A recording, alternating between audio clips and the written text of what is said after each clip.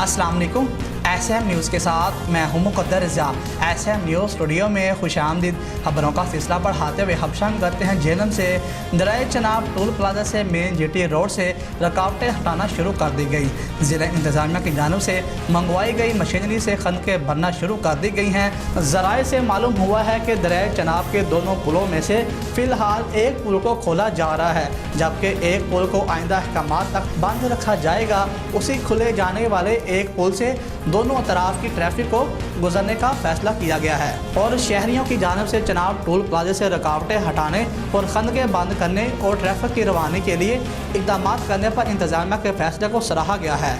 याद रहे कि मज़कूरा चनाब टोल प्लाजे से GT रोड को बंद हुए आज 14वां रोज़ था कि किसी भी किस्म की ट्रैफिक को पुल से गुजरने की इजाज़त नहीं थी। आज 14 रोज़ बाद ट्रैफिक की बहाली हो रही है।